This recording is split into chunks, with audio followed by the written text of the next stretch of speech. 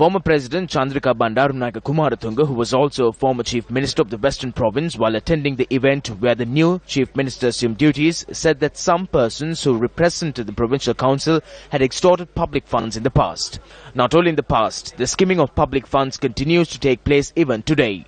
What is significant is that this is taking place devoid of any party differences.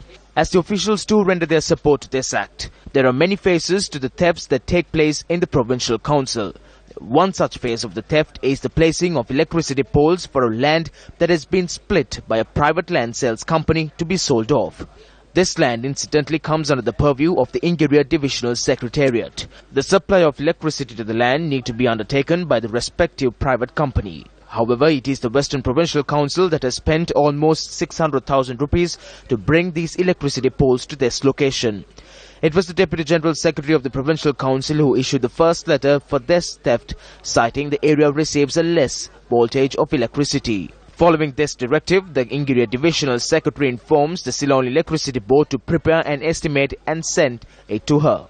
Although the estimate was prepared, the CEB later informs the Divisional Secretary that there is no issue of the voltage of the electricity supply to the area, not to waste public funds. The Divisional Secretary who accepted this had written to the CEB to refund the 600,000 rupees that was paid to the CEB.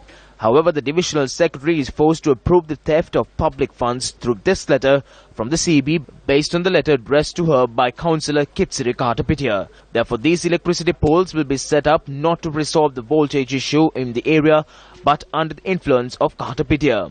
Therefore, it is the Western Province Council that is adding value to the lands to be sold and not the company that undertakes that task.